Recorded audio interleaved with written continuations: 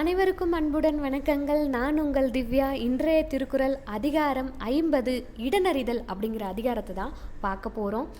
இன்னும் நம்மளோட சேனலை யாரெல்லாம் சப்ஸ்கிரைப் பண்ணலையோ கண்டிப்பாக சப்ஸ்கிரைப் பண்ணுங்கள். சப்ஸ்கிரைப் பண்ணது மட்டும் இல்லாமல் பக்கத்தில் இருக்க பெல் ஐக்கானையும் ப்ரெஸ் பண்ணுங்கள். அப்போ தான் நான் போடுற ஒவ்வொரு வீடியோவும் உடனுக்குடனே உங்களை வந்து சேரும். குறள் பார்க்கலாம் வாங்க. குறளின் 495. நெடும் புனலுள் வெல்லும் முதலை அடும் புனலின் நீங்கின் அதனை பிற. நெடும் புனலுள் வெல்லும் முதலை அடும் புனலின் நீங்கின் அதனை பிற. நெடும் அப்படின்னா ஆழமுடைய, நெடும்னா என்ன? ஆழமுடைய. புனலுள் அப்படின்னா நீருள், புனலுள்னா என்ன? நீருள். வெல்லும் அப்படின்னா வென்றுவிடும். முதலை அப்படின்னா நமக்கு நல்லாவே தெரியும், முதலை. அடும் புனலின் அப்படின்னா கொல்லத்தக்க நீர்நிலையில் நின்று. அடும் புனலில்னா என்ன? கொல்லத்தக்க நீர்நிலையில் நின்று. நீங்கின் அப்படின்னு பொருள். அகன்றால் அப்படிங்கிறதும். அடும் புனலில்னா அதை விட்டு வெளியே வர்றது, அகலுதல், நீங்குதல் அப்படின்னு சொல்லுவாங்க. அதனை அப்படின்னா அதை. பிற அப்படின்னா மற்றவை. இதோடைய விளக்கம் பாருங்க. ஆழமுள்ள நீரில் முதலை மற்ற உயிர்களை வெல்லும். ஆனால் நீரிலிருந்து நீங்கி வந்தால் அந்த முதலையையும் மற்ற உயிர்கள் வென்றுவிடும்.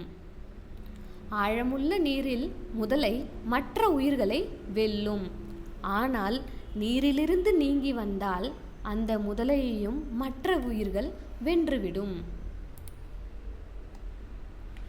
நிறைந்த நீரில் வெற்றி பெறும் முதலையை நீரற்ற இடத்தில் பிற வகைகளில் வெட்டப்படும் இடம் பொறுத்தே நம் பலம் தீர்மானிக்கப்படுகிறது. ஆழமுள்ள நீரில் முதலை மற்ற உயிர்களை வெல்லும். ஆனால் நீரிலிருந்து விலகி வந்தால் அந்த முதலையையும் மற்ற உயிர்கள் வென்றுவிடும். முதலை நீரில் வெற்றி பெறும். நீரை விட்டு வெளியே வந்தால் அதனை மற்றவை வெல்லும். தண்ணீரில் இருக்கும் வரையில்தான் முதலைக்கு பலம். தண்ணீரை விட்டு வெளியே வந்து விட்டால் ஒரு சாதாரண உயிர் கூட அதனை விரட்டிவிடும். இந்த குறளில் பாருங்க, முதலைக்கு எங்கே பலம் இருக்கு? தண்ணியில் இருக்கும்போது தான் பலம் இருக்கும். அது எவ்வளவு ஆழமாக இருந்தாலும் முதல்ல என்ன பண்ணும்? அந்த ஆழமான தண்ணியில் அந்த சேறு சகதி எப்படியாப்பட்ட தண்ணிலையும் என்ன பண்ணும்? முதலை வாழும். அது வாழக்கூடியது. முதல்ல என்ன பண்ணும்? தண்ணியில் எவ்வளவு ஆழத்துலேயுமே என்ன பண்ணும்? உயிர் வாழ்ந்துட்டு தானே இருக்குது.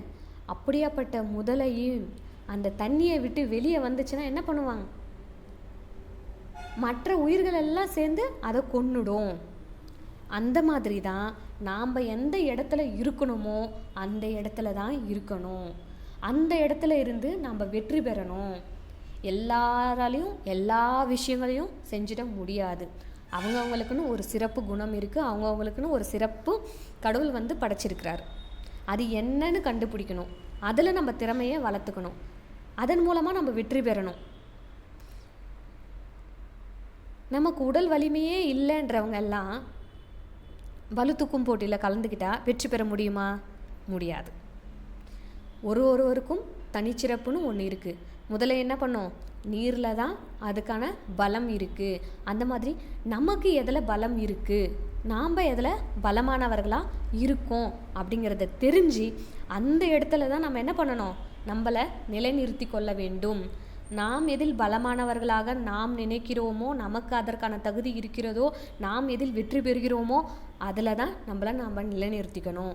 அப்படி இருந்தால் நம்மளை முதல்ல மாதிரி, நம்மெல்லாம் யார்? முதல்ல மாதிரி, தண்ணியில் இருக்க முதல்ல மாதிரி.